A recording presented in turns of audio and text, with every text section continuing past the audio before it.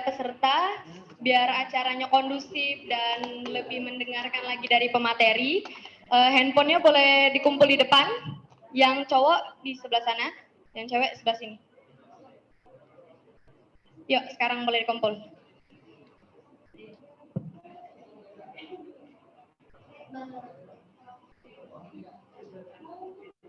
Kalau misalnya materi ibu ini penting bagi kalian, boleh dicatat, silakan catat. Karena materinya penting, mohon maaf. Sudah dikumpulkan?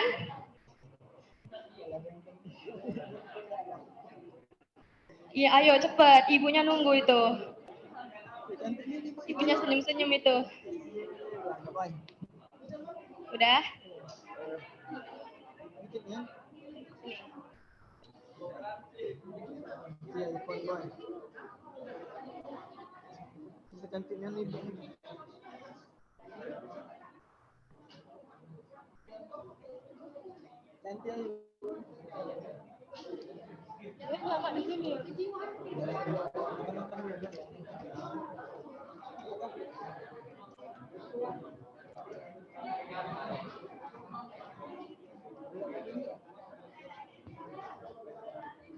Tolong yang di rumah hidupin kameranya, on cam.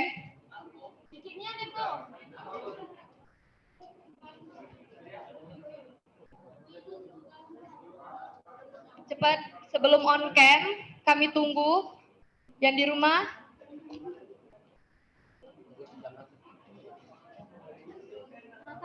di rumah, silakan on cam kameranya.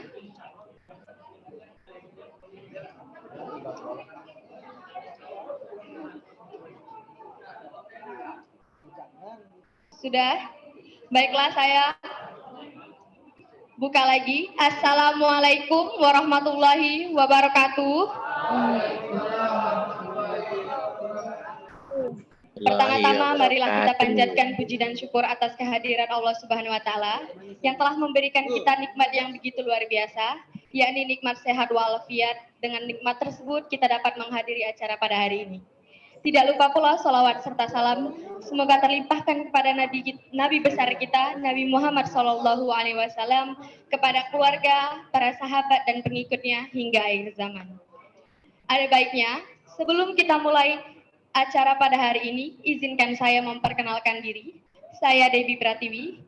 Saya selaku moderator yang akan memandu jalannya pemaparan materi pada hari ini. Selanjutnya, terlebih dahulu saya akan membacakan kurikulum vitae dari narasumber kita pada hari ini. Nama, Dr. Ratna Farmawati MPD, lahir di Sriwijaya 16 Maret 1989, umur 31 tahun, alamat rumah, Perumahan Rakyat nomor 77, RT 23, RW 03, Kelurahan Seibuah, Kecamatan Ilir Timur 2, Lemabang, Palembang. Email, ratna.farwati@gmail.com. Riwayat pendidikan, 2010 S1 Pendidikan Kimia di Universitas Sriwijaya, 2013 S2 Pendidikan IPA atau Konsentrasi Pendidikan Kimia di Universitas Pendidikan Indonesia, 2018 S3 Pendidikan IPA atau Konsentrasi Pendidikan Kimia di Universitas Pendidikan Indonesia, lulus dengan IPK 3,82.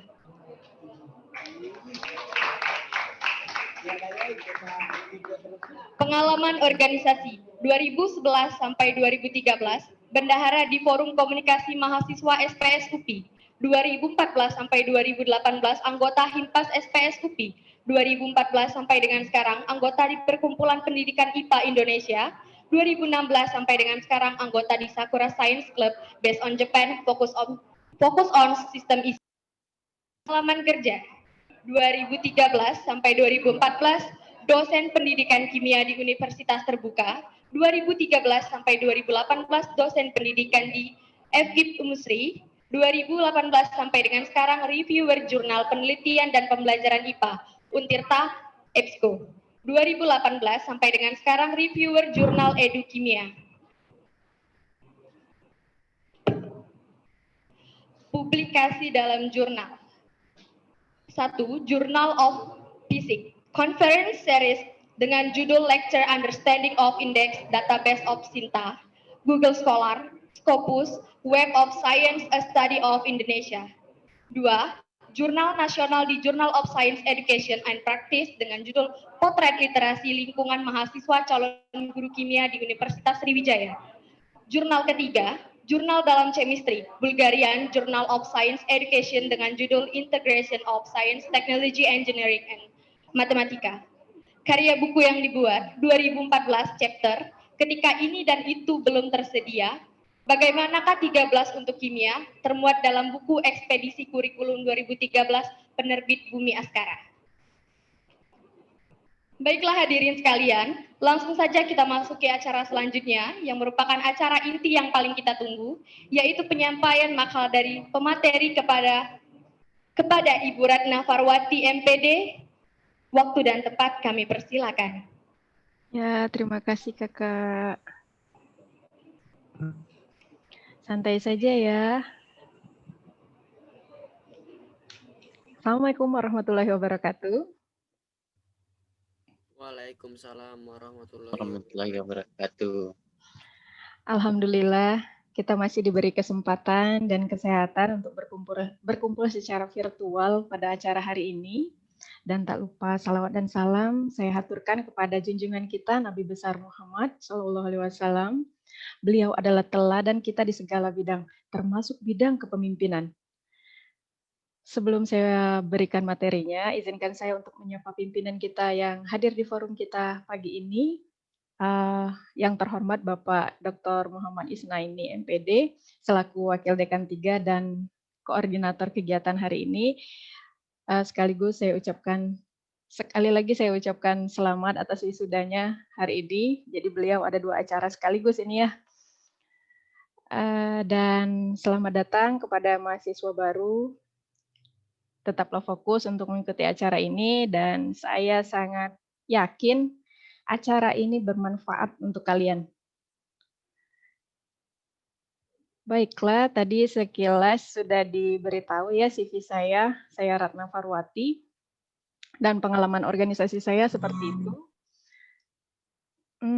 Jadi, pengalaman organisasi yang paling berkesan bagi saya itu ketika S2. Kenapa? Karena pas waktu S2 itu saya terlibat aktif. Saya menjabat sebagai bendahara umum, jadi bagaimanapun ya setiap kegiatan itu harus ikut, kemana-mana harus ikut, harus ada. Dan dampaknya apa? Sampai sekarang itu saya masih terhubung sama teman-teman di organisasi. Manfaatnya apa? Kalau saya butuh apa-apa, misalnya harus ke Jakarta, harus ke Riau, harus ke pulau-pulau lain itu ya, di luar Palembang, saya bisa menghubungi mereka. Nah, itu juga penting bagi kalian ya. Kalau kalian ikut organisasi dari sekarang, nggak terbatas dengan organisasi di fakultas saja. Tidak terbatas dengan di prodi saja, ataupun universitas. Kalian juga bisa untuk join organisasi di luar kampus. Ya silakan, intinya kalian harus aktif organisasi. Kenapa? Karena kalau kalian aktif organisasi dari sekarang, manfaatnya setelah kalian lulus.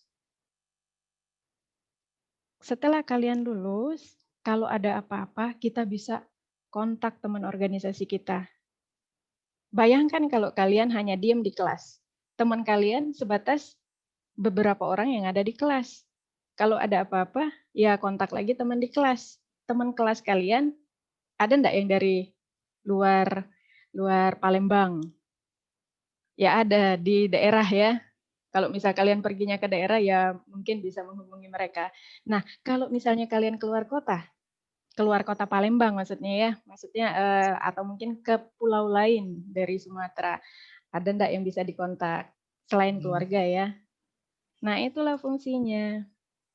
Kalau kita punya teman di luar kota Palembang, itu enaknya di situ. Caranya yaitu dengan aktif di organisasi. Ya, sebenarnya pengalaman organisasinya ya enggak banyak, tapi itulah kesannya. Sangat berkesan, sangat bermanfaat, dan saya harapkan kalian yang ada di sini tetap istiqomah ikuti terus kegiatan organisasi. Kalian harus terlibat aktif di organisasi, organisasi prodi, organisasi fakultas, dan kalau ada kesempatan untuk join di organisasi tingkat universitas, ikuti. Bagaimana dengan organisasi di luar kampus? Bagaimana aksesnya? Apa aksesnya? Kalian bisa lihat di Instagram atau di media sosial lain. Itu suka ada pembukaan sukarelawan, pendaftaran sukarelawan. Nah, daftar di situ. Itu kesempatan kalian untuk berorganisasi di luar kampus. Itu sangat penting. Saya yakin kalian bakal nyesel kalau kalian tidak aktif di organisasi. Ingat itu ya. Jangan sekedar cuman jadi mahasiswa, terus belajar di kelas, berapa tahun? 4 tahun, 5 tahun kuliah itu tuh enggak terasa. Toh sekarang udah 1 semester udah mau UTS ya. Udah mau UTS, udah hahaha hihihi, tahu-tahu udah 2021. Pokoknya perguliran kuliah itu benar-benar enggak terasa. Tiba-tiba aja kalian udah tamat, terus teman kalian cuma ada yang di kelas. Nah, itu tuh benar-benar rugi. Pokoknya sebisa mungkin libatkan diri Anda di organisasi manapun. Organisasi yang positif ya. Jangan yang aneh-aneh. Iya, Bu. Oke. Ini kegiatan diprakarsai oleh himpunan ini ya, organisasi fakultas ya. Boleh saya tahu, coba cerita sedikit pengalaman dari kakak yang sudah terlibat di organisasi ini? Kakak-kakak yang sudah aktif di kegiatan organisasi ini, siapa?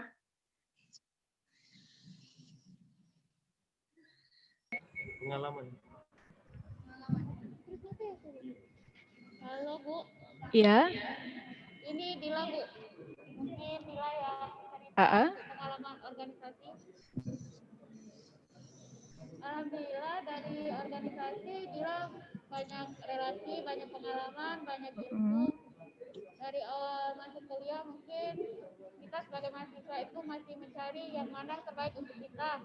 Jadi dari semester 1 ke semester 2 itu masih mencari, dan semester 3 itu sudah menetapkan mana organisasi yang frekuensi dengan diri kita supaya pas menjalani sebagai anggota organisasi tersebut kita nyaman dan lebih niat untuk berorganisasi. Dan dari situ juga kita akan mendapatkan banyak relasi ke depannya. Betul. Dan mempermudah kita untuk masa depan. Mungkin Betul, itu saja Bu dari Dila, mungkin Iya. ada dari teman yang lain. Ya, terima kasih Dila. Tadi ada yang raise hand, siapa ya? Ada lagi kah yang mau berbagi?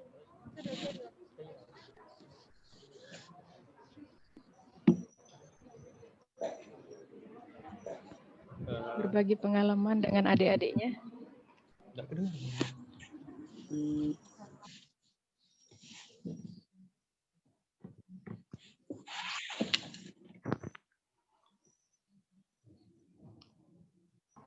Ya, halo Bu. Ya, silakan. Bagikan Baiklah, pengalamannya.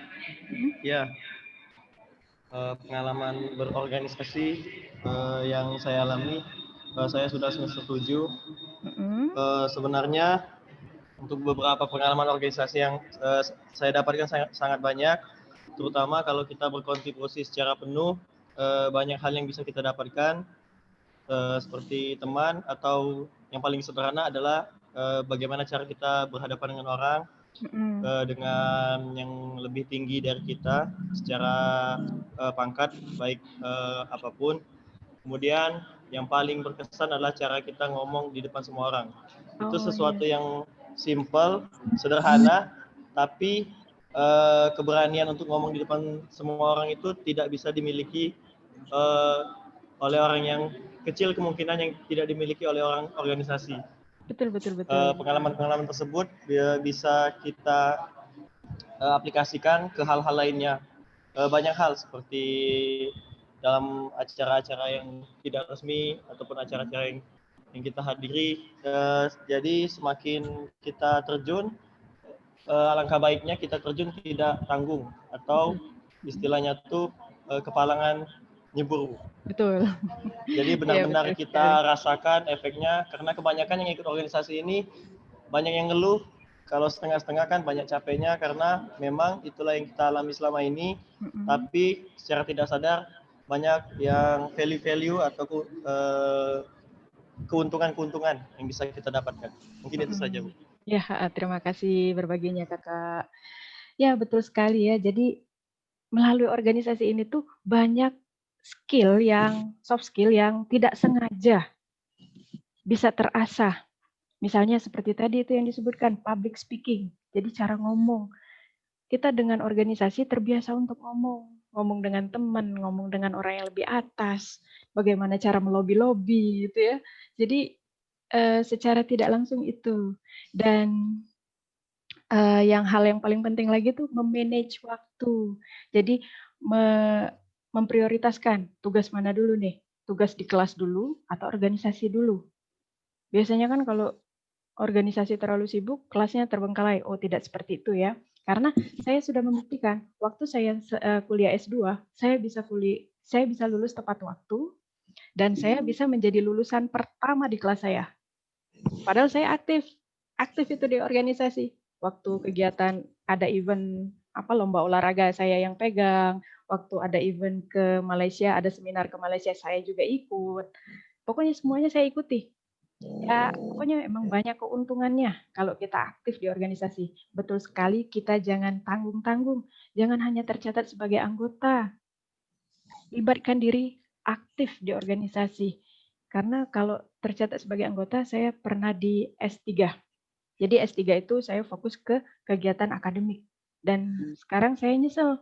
Karena apa? Karena yang berkesan di saya sekarang dan yang masih hubungannya masih terjalin itu teman-teman S2 yang di organisasi. Teman-teman S3 ya teman di kelas doang. Nah itu tuh salahnya saya tuh di situ. Jadi waktu S3 kok saya ndak aktif. Nah itu salah saya. Jadi kalian jangan ulangi kesalahan saya. Pastikan kalian aktif di organisasi. Ya. Itu pendahuluannya. Oke, saya buka acara. Kita materinya ini.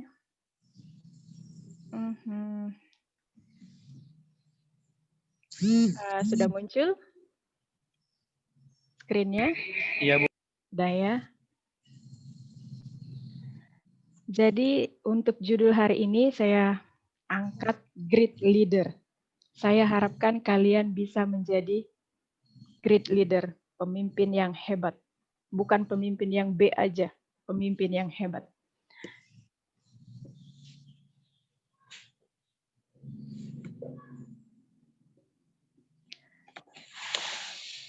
Nah, ini mitos dan fakta untuk yang gabung di organisasi.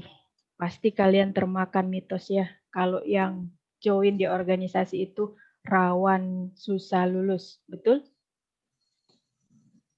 Betul nggak? Betul. Nggak apa-apa, saya dulu waktu S1 juga gitu. Saya juga kemakan isu yang itu ya. Itu kalau ketua-ketua BEM kayak gitu lulusnya susah banget. Kayaknya itu lulusnya lama. Jadi akhirnya udah fokus ke kelas doang. Itu rugi, itu salah. Karena faktanya anak yang bergabung di organisasi harus tahu skala prioritas sejak awal. Mereka harus tahu ketika mereka join organisasi dan memantapkan diri untuk ikut di organisasi, dia harus tahu, oh, yang harus diprioritaskan adalah tugas kelas, baru tugas organisasi. Semuanya harus jalan. Dan disitulah kemampuan manajemen waktu yang oleh anak-anak yang aktif organisasi ini terasah. Selain itu, mitosnya katanya kurang gaul. Karena kebanyakan agenda rapat, kebanyakan kegiatan, jadi tidak menikmati masa-masa kuliah yang enak, yang santai, yang bisa sambil kongko-kongko. Tapi nyatanya, aktif di organisasi itu membuka banyak koneksi. Betul, teman kita enggak cuman di kelas tok, tapi kita lintas himpunan, lintas fakultas. Bisa saja lintas universitas, terhubung dengan banyak orang, nggak cuma terhubung dengan sesama mahasiswa, tapi juga keluar. Bisa jadi pimpinan kampus, dosen-dosen, atau mungkin pihak ketiga lainnya, sponsor atau apa ya untuk kegiatan organisasi. Mitos yang berikutnya apa? Terkenal sebagai mahasiswa yang ribet. Males ngajakin dia. Dia mah ribet. Karena apa? Karena anak organisasi. Enggak ya. Anak organisasi itu biasanya simple. Karena apa? Karena udah biasa dengan segala macam prosedur-prosedur itu ya. Jadi ya sudah diperhitungkan dengan matang. Tantangan kalian adalah hidup di era revolusi 4.0. Apa sih yang harus kalian miliki sebagai Gen Z? Kalian itu iGeneration, orang yang biasa hidup di dunia digital. Kalian wajib punya ini, kecerdasan sosial, personal branding. Personal branding itu citra diri. Kalian itu mau seperti apa sih? Nah itu, personal branding kalian. Misalnya kalian pengen dikenal sebagai orang yang disiplin. Tunjukkan kalau kalian itu selalu kerja secara disiplin.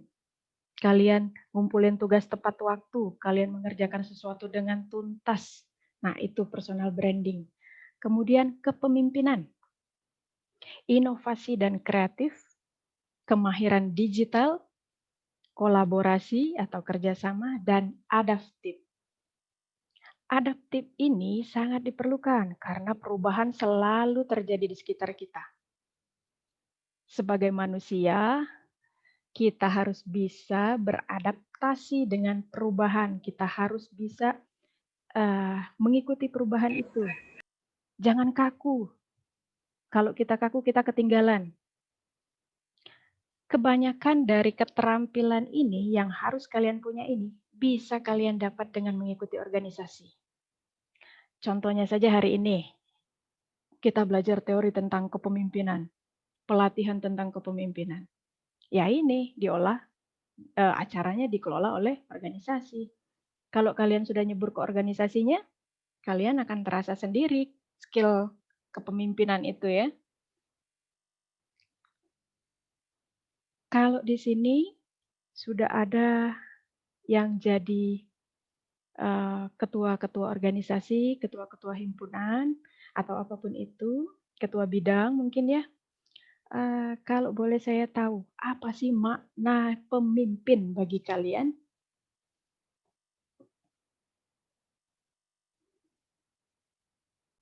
Ada yang bisa berbagi? Yang ngasih pendapat? Sis and bro yang ada di rumah, monggo. Apa sih makna pemimpin bagi kalian? Kita punya yang namanya presiden. Presiden itu pemimpin, pemimpin negara kita. Kalian memaknainya itu seperti apa sih?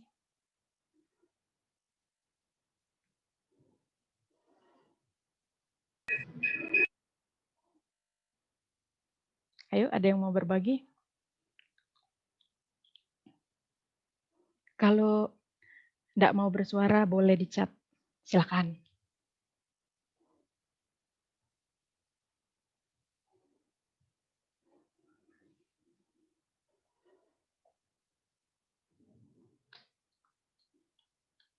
Krik, krik, krik. Diam, diam, why?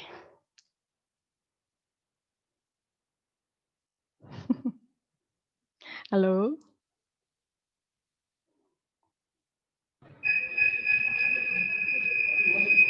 Halo? Halo. Ya, dengan siapa ini?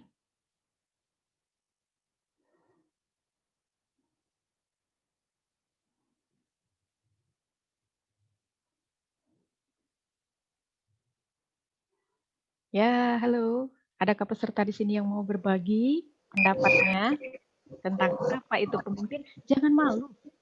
Ngomong baik. Ngebacot baik. Kalau menurut saya makna pemimpin itu harus menjadi panutan atau acuan untuk anggotanya. Ya betul. Ada lagi yang mau? Saya Bu. Ya silakan. Jadi makna pemimpin itu adalah orang yang mengemban tugas dan bertanggung jawab untuk memimpin dan bisa mempengaruhi orang yang dipimpinnya. Wah, great. Saya mendapatkan kata kuncinya di situ. Ya, saya lanjut lagi ya materinya. Terima kasih yang ngasih suaranya di situ. Terima kasih sekali kalian. Jawaban kalian semuanya betul. Kata kuncinya apa sih untuk pemimpin itu? Jadi dari sekian banyak literatur dan kita juga tahu pemimpin adalah orang yang memiliki pengaruh. Pengaruh seperti apa? Bisa pengaruh positif, bisa pengaruh negatif. Ya kan? Karena kita tidak cuma mengenal pimpinan yang baik-baik. Ada juga pemimpin yang buruk, ketua gangster, mafia, preman. Tapi saya tidak berharap kalian seperti itu. Kalian tentu harus menjadi pemimpin yang baik-baik ya, pemimpin organisasi yang bermanfaat bagi masyarakat. Misalnya, ya pimpinan organisasi di fakultas, di himpunan, di universitas, seperti itu ya. Jadi ini kata kuncinya, orang yang memiliki pengaruh. Ada banyak tipe kepemimpinan yang perlu kalian tahu. Jadi ada yang autokrasi, ini cirinya dia yang otoriter, cenderung menganggap anggota organisasinya itu sebagai alat,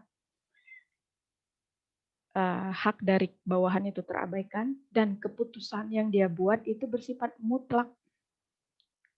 Ini gaya kepemimpinan autokrasi ini kira-kira ada di mana? Ada yang tahu?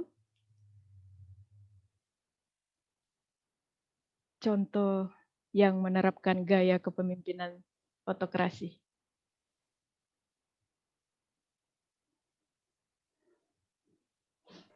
Bu, maaf Bu. Iya. Ya, halo, Dila. Halo.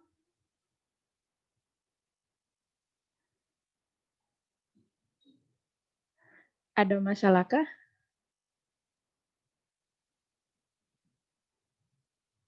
Ada masalah?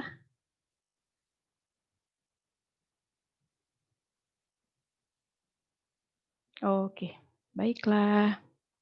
Baiklah, Kakak.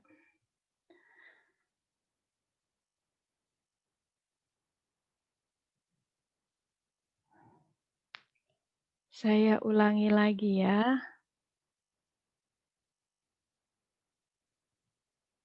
Ini mohon maaf ya karena sinyal.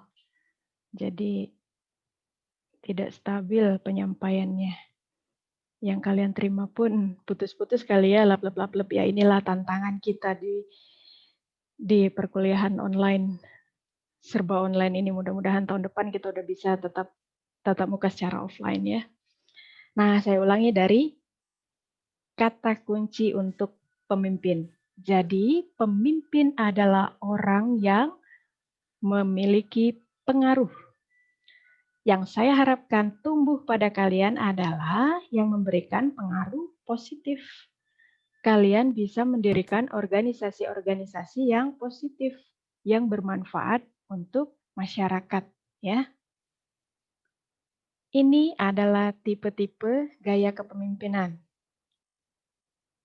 Ada yang namanya autokrasi dengan ciri-ciri seperti ini.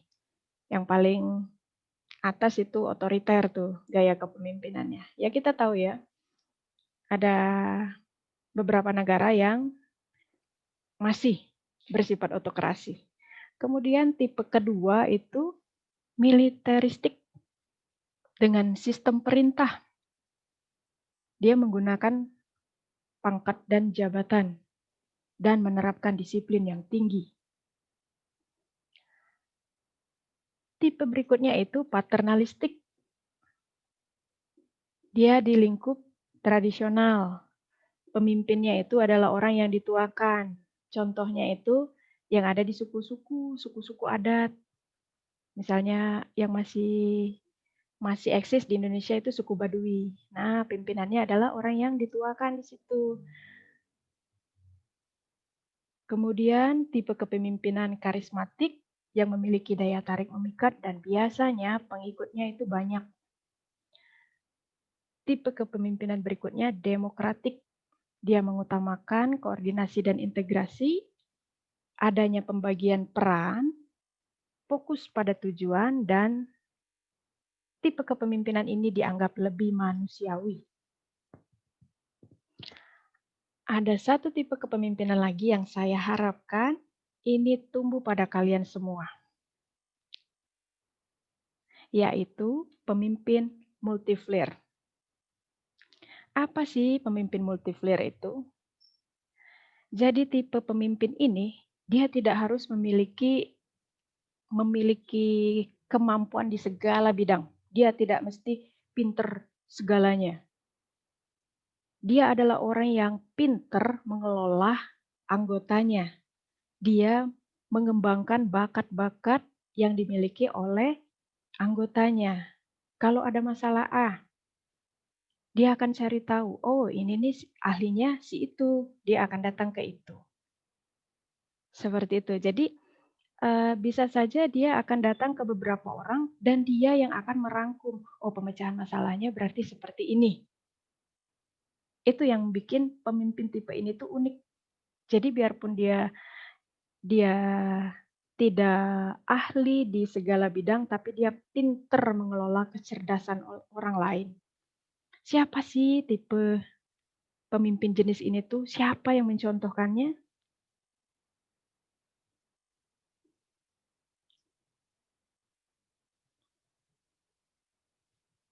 Contohnya itu Rasul kita, Nabi kita.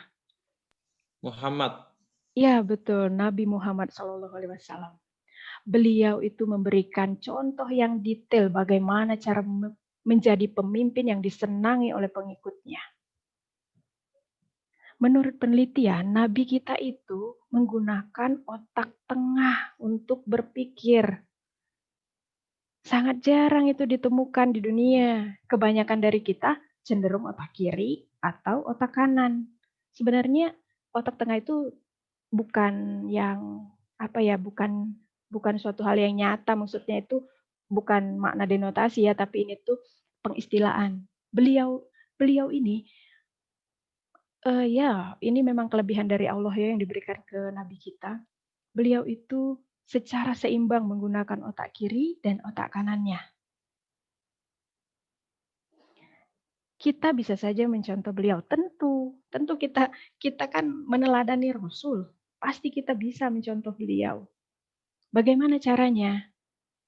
Kita tanamkan prinsip-prinsip cara pemimpin multiflare ini. Bagaimana prinsipnya? Seperti ini. Jadi, pemimpin multiflare itu menarik dan mengoptimalkan bakat anggota organisasi. Kalau nanti kalian jadi pemimpin, kalian harus pinter melihat, ini kira-kira anak buah saya ini bisanya di apa ya? Potensinya apa ya? Kalian kelola. Jadi pemimpin multiflare itu kayak magnetnya bakat. Dimanapun dia berada, kapanpun itu, pas lagi ngobrol-ngobrol santai, dia tahu, oh ini anak nih bakatnya di sini.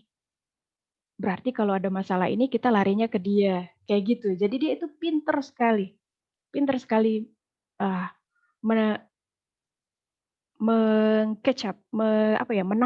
menangkap bakatnya orang yang ada di sekitarnya. Nah, kalau dia sudah menemukan bakat itu di anggotanya, dia akan mulai mengembangkan bakat anggotanya. Dia akan mengarahkan dengan memberikan tantangan kepada anggotanya di keahlian yang sesuai dengan keahlian yang dimiliki oleh anggotanya tersebut. Dan dia juga bisa mengarahkan anggota itu ke arah mana supaya si anggota lebih berkembang dan ini manfaatnya untuk kemajuan organisasi juga. Pemimpin jenis ini tentu dia tidak akan bersifat seperti atasan, dia tidak akan arogan, dia juga tidak sok merintah, tapi dia akan berteman baik dengan anggota organisasinya. Dia tidak akan mendikte dan berusaha untuk selalu memberikan kenyamanan pada anggotanya, supaya anggota-anggotanya ini bisa dengan leluasa mengeluarkan ide-ide dan berkontribusi untuk memajukan organisasi tanpa diminta. Jadi orang tuh ikhlas kerjanya di organisasi, bukan pakai beban gitu ya. Ya cukuplah kita jadi beban negara, jangan jadi beban organisasi lagi. Nah, prinsip selanjutnya yang perlu dipegang adalah menciptakan intensitas dan suasana yang melibatkan pemikiran terbaik. Pemimpin multiflare ini dikenal dengan orang yang sangat humoris, meskipun dia bukan pelawak. Mereka tidak ingin terlihat kaku dan serius, tapi kalau misal ada sesuatu yang dihadapi ataupun masalah yang dihadapi, mereka pasti minta ide-ide terbaik dari anggotanya. Dia tetap mau pemecahan masalah yang gila, ide-ide gila, ide-ide luar biasa dari anggotanya, bukan ide yang B aja.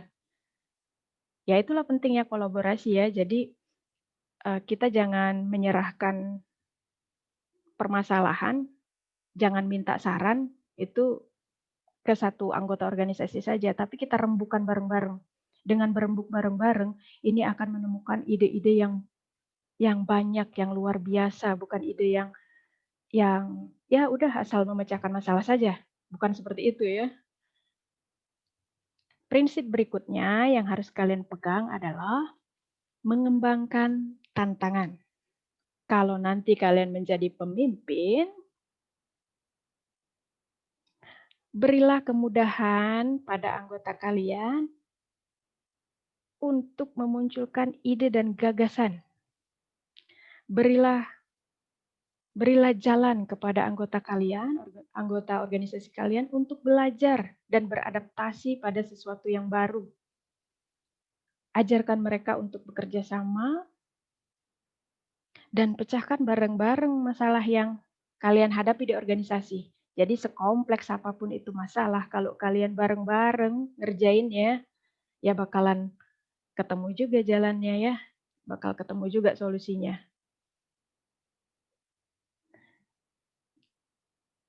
Dan jangan lupa kalau nanti sudah jadi pemimpin, jangan semuanya kalian embat. Maksudnya kalau ada masalah ini, kalian pikirin sendiri, aduh ini solusinya apa ya? Oh jangan, ntar pusing sendiri. Ya hati-hati nanti kepalanya bakalan meledak, atau mungkin bakal hilang gitu ya, bahaya. Jadi kalau punya anggota organisasi ya dimanfaatkan, diajak kerja bareng. Dikasihin kewenangan kepada anggotanya, kalian kerjain ini nih apa nih solusinya, bagi-bagi. Jangan dimakan sendiri masalahnya, ntar ya berat dunia kalian. Yang selanjutnya, kalau sebagai pemimpin multiflare, itu dia selalu memancing perdebatan. Loh, debat kan nggak boleh ya di dalam Islam. Tapi ini debat yang positif. Maksudnya diskusi yang penuh dengan masukan-masukan.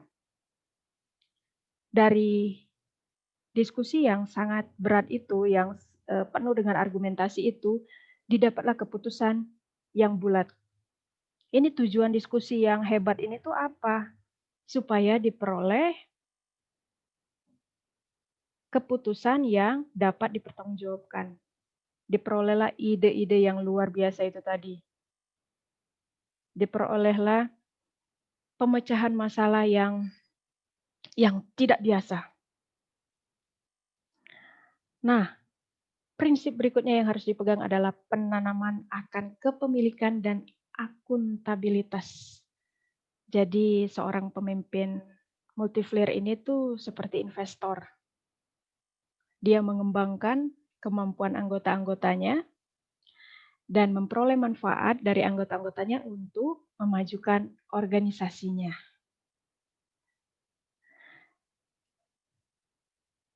Ini saran untuk kalian, maaf ya,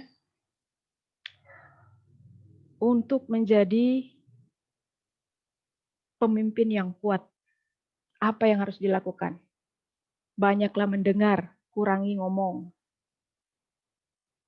Berikan banyak masalah kepada anggota. kasih mereka banyak tantangan. Jangan kalian terlalu banyak menjawab. Kasih clue boleh dikit-dikit kalau mereka lagi buntu ide. Biar kita bisa apa? Bisa menggali potensi yang ada di dalam diri setiap anggota organisasi itu.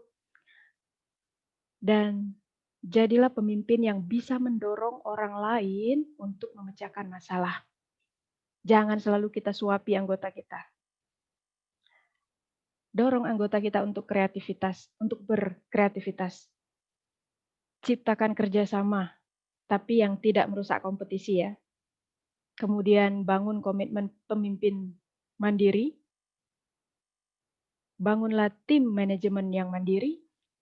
Arahkan anggota dan jangan merasa lebih atas. Merasa punya jabatan dan arogan. Jangan ya. Bangunlah sistem informasi berbasis internet di zaman digital. Inilah tantangan kalian ya. Jadi semuanya serba digital. Semuanya nggak lepas dari internet. Kemudian selalu cepat belajar dari kesalahan. Inilah kemampuan adaptif yang harus kalian punya. Selanjutnya, ini juga yang harus kalian tanamkan di dalam diri kalian. Kalian calon-calon pemimpin yang bertanggung jawab untuk diri sendiri ya setidaknya. Jadilah pemimpin yang memiliki kapasitas. Apa sih kapasitas itu? Kecerdasan. Jadilah orang yang cerdas. Selalu upgrade diri kalian dengan belajar, aktif belajar di kelas, ikuti webinar-webinar, ikuti perkembangan informasi, dan latihlah kemampuan bicara kalian. Public speaking ya. Ya dengan organisasi ini juga secara tidak langsung kalian akan terlatih kemampuan bicaranya. Yang selanjutnya itu berprestasi. Prestasi ini bisa di kelas. Jadi ya itu tadi ya, tanamkan komitmen untuk membuat skala prioritas.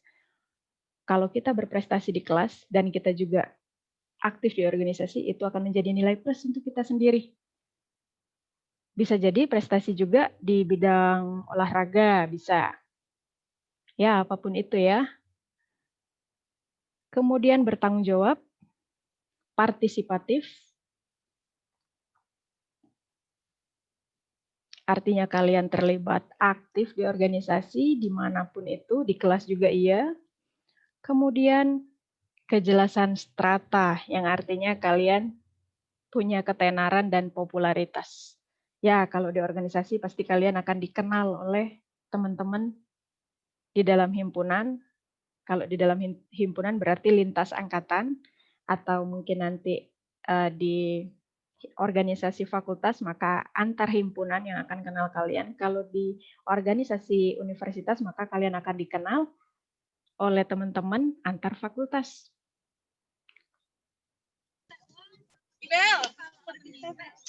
Seperti itu. Nah, bagaimana sih kunci kesuksesan kepemimpinan? Kalau nanti jadi pemimpin, perlakukanlah anggota organisasi kalian seperti sahabat. Kembali lagi kita contoh caranya Rasulullah SAW memimpin para sahabat. Beliau tidak pernah menganggap dirinya paling atas, nggak sombong, tidak mendikte. Beliau tidak sungkan untuk duduk bareng, makan bareng, jalan bareng sama para sahabat.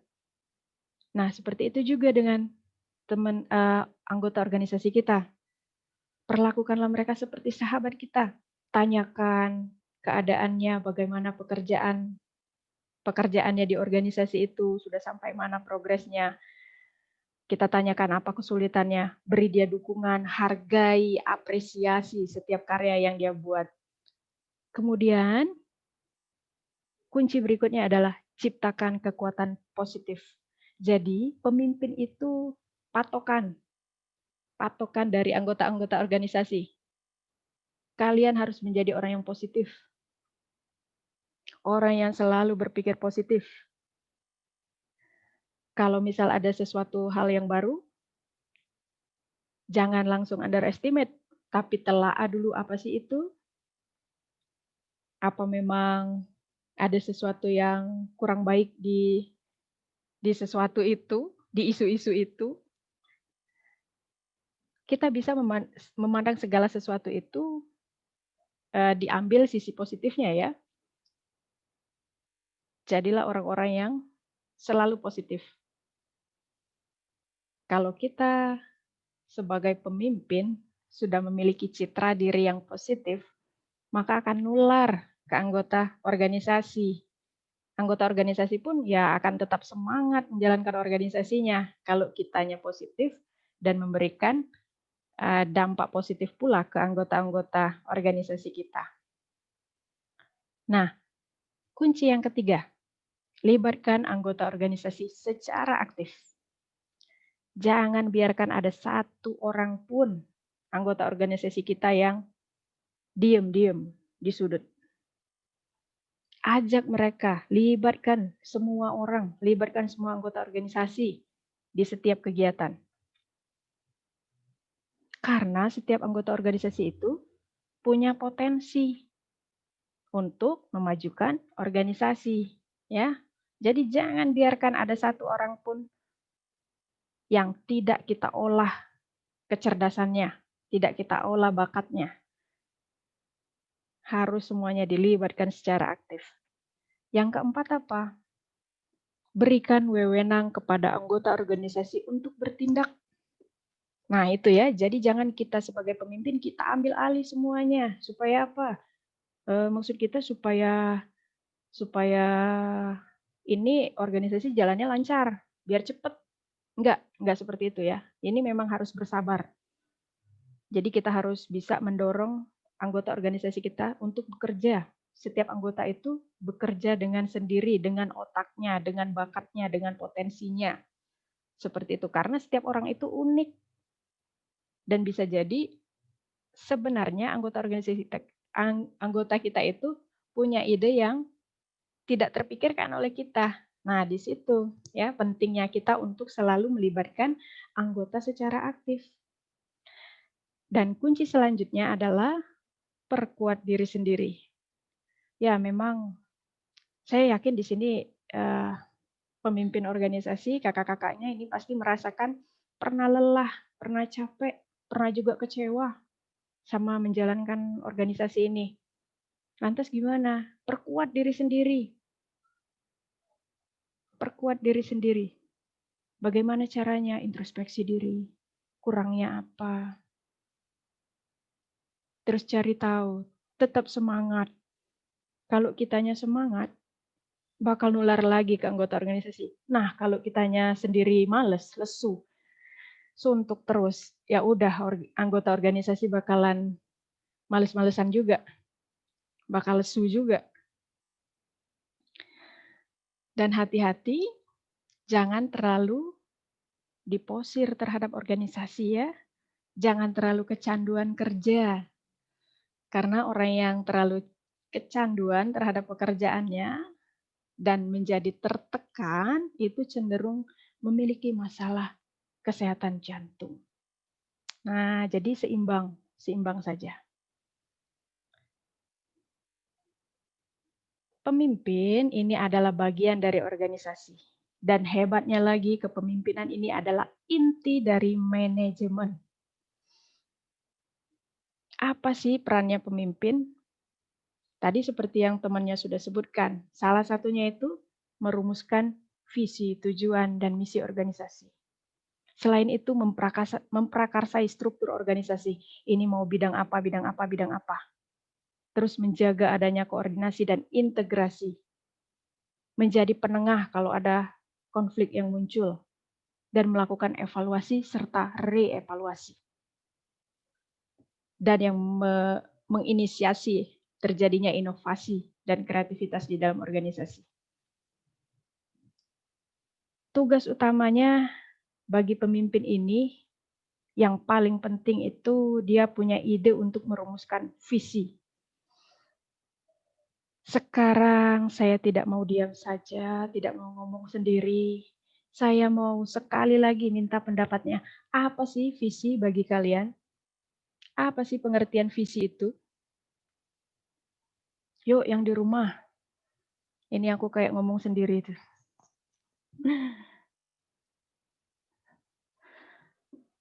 Halo, adakah yang mau memberi pendapat tentang visi?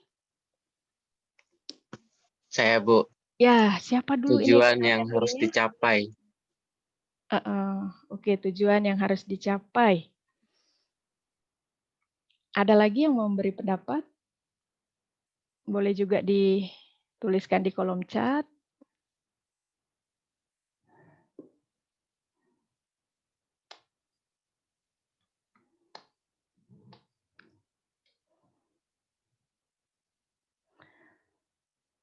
Teman-teman yang di rumah, pernah kan ya pasti dengar yang namanya visi, apalagi kalau mau pilkada, udah pada nyoblos nanti ya. Ya bahkan ini ya pemilihan presiden, wakil presiden, biasanya tuh disiarkan di TV. Ini nih visinya. Apa sih sebenarnya visi itu? Pendapat pertama, tadi kata kakaknya, tujuan yang harus dicapai. Nah, ada lagi kah yang mau berpendapat?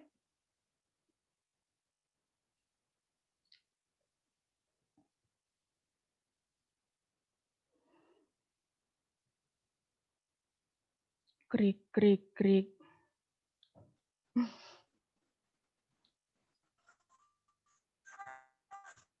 Ayo silakan. Ya.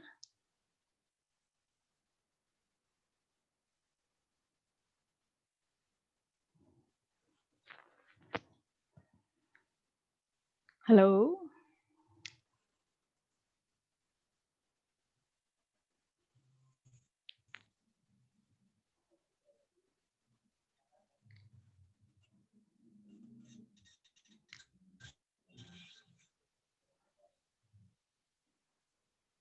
Ayo. Visi. Kalian punya visi hidup? Kalian hidup udah asal jalan aja, asal hidup udah. Apa sih visi? Visi, Mas. Saya, Bu. Ya, silakan. Adam. Pengertian misi adalah Visi. serangkaian kata yang menunjukkan impian, cita-cita, atau inti sebuah organisasi. Inti dari sebuah organisasi. Ya, terima kasih Adam. Saya, Bu. Ada lagi? Oh, belum Adam. Tadi siapa yang ngomong? Lah, kau. Ini suara siapa? Saya, Bu. Visi adalah arah tujuan untuk kedepannya. Arah tujuan untuk kedepannya. Ya. Apalagi? Hai, Bu.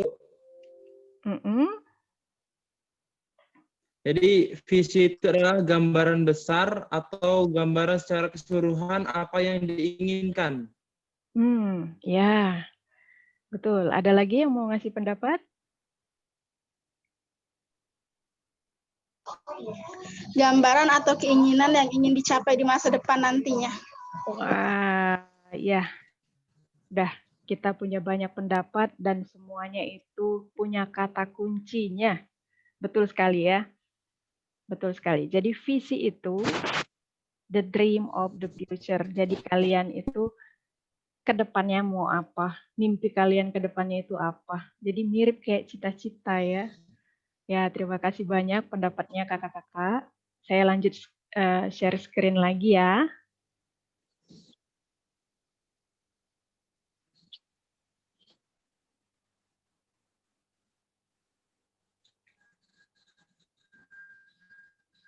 Nah, jadi ini. Ya, Bu.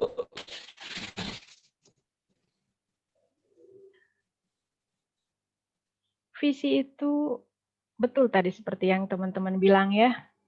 Tujuan. Mau apa sih nanti ke depannya, mau gimana sih nanti ke depannya? Nah, itu. Mimpi kita yang akan datang. Itulah visi.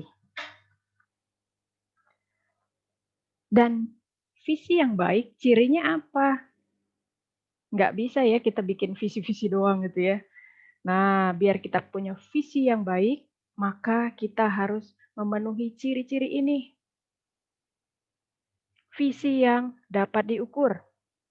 Artinya apa? Di tujuan yang ingin kita capai itu, cantumkan tahun berapa maunya seperti apa. Misal, saya mau lulus tahun 2025 atau 2024. Seperti itu. Jadi jelas di 2024 saya harus sudah jadi sarjana apa? Saintek pokoknya ya, di saintek atau sarjana kimia, sarjana biologi atau informasi, sistem informasi, seperti itu. Dan visi kita harus fokus. Jangan terlalu umum. Kalau terlalu umum nanti kitanya juga apa ya? Ngambang. Mau mencapainya ini seperti apa? Kemudian visi kita harus bersifat fleksibel. Kenapa? Ya karena itu, setiap saat kita ini mengalami perubahan-perubahan. Misalnya kayak di musim pandemi kayak gini, kita mungkin dulunya berniat, oh ya nanti saya mau ngekos di sini supaya dekat UIN dan supaya cepat nyampe kampus, supaya kalau bisa juga yang dekat sama perpustakaan, supaya saya selalu ke perpustakaan, belajar dan cepat tamat. Mungkin seperti itu. Tapi karena pandemi ya udah jadi berubah. Nah seperti itu juga dengan visi ya. Jadi harus fleksibel terhadap keadaan, terhadap perubahan yang terjadi. Dan visi yang baik berikutnya adalah mudah dipahami. Jangan pakai bahasa langitan, ya, susah dipahami. Kemudian mudah dibayangkan. Oh iya, misalnya ya, tahun 2024 saya akan menjadi sarjana kimia. Itu kan mudah dibayangkan, terukur, jelas. 2024-nya itu ya bisa jadi di awal tahun, itu fleksibelnya. Target kita misalnya awal tahun.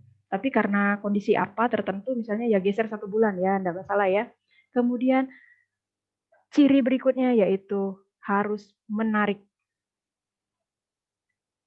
Visinya itu harus menarik. Nah, bagaimana kaitannya dengan visi organisasi? Karena kalian berada di bawah Fakultas Sains Teknologi, sebaiknya organisasi yang kalian buat memiliki visi yang seiring dengan visi fakultas. Supaya apa? Kalau kalian melaksanakan kegiatan di organisasi kalian dan itu terwujud, artinya kalian memberi kontribusi positif untuk fakultas kalian, untuk kemajuan fakultas kalian. Itu menjadi poin yang baik untuk prodi kalian dan untuk fakultas kalian. Seperti itu. Nah, selain dari visi, tugas berikutnya yaitu merumuskan misi. Apa sih misi? Ya, misi adalah langkah-langkah yang dilakukan untuk mewujudkan visi organisasi. Misi ini harus ditulis dengan kalimat yang konkret, langkah-langkah konkret. Agar apa? Agar mudah dieksekusi oleh anggota organisasi, mudah dipahami. Ya. Sebelum merumuskan visi dan misi, kalian harus tahu dulu nih, seperti apa sih posisi organisasi yang ada sekarang? Mau dibawa kemana arah organisasinya? Dan apa saja perubahan dan kecenderungan yang terjadi di lingkungan? Lalu, pekerjaan apa sih yang mau dikerjain untuk mewujudkan visi itu? Pastikan dulu 4 pertanyaan ini sebelum kalian merumuskan visi dan misi. Jadi, visi itu ya sesuatu yang harus bisa dicapai. Kalau misalnya yang susah untuk dicapai, ya kasihan juga sama anggota organisasi untuk mewujudkan itu. Dan itu juga akan berdampak. Kalau kalian nggak bisa mewujudkan visi dari organisasi kalian, ya nanti organisasinya bakalan kualitasnya berarti rendah. Nah, jangan seperti itu ya. Jadi ciptakanlah visi yang mudah dicapai, yang bukan mudah dicapai ya, tapi yang mungkin sangat mungkin untuk dicapai. Jadi jangan yang ngawang-ngawang seperti itu. Berikut 10 proses strategi organisasi. Kalau nanti kalian berorganisasi, nah seperti inilah strateginya. Rumuskan visi dan misi. Harus jelas. Identifikasi isu strategi sekarang apa. Identifikasi faktor strategis, masalah dan peluang yang ada. Lakukan pemetaan kebutuhan tiap bidang di organisasi. Lakukan pemetaan kebutuhan masyarakat, bisa pelanggan dan stakeholder.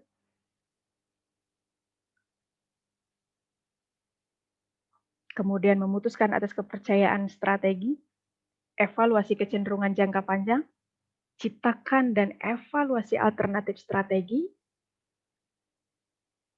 pilihlah penjadwalan yang cocok, dan tetapkan rencana kegiatan. Itu saja dari saya. Saya harapkan kalian bisa menjadi great leader, karena great leader akan menciptakan great member, punya great team, dan great organization. Terima kasih. Sekian dari saya kembalikan ke moderator. Silakan Kakak Devi ya.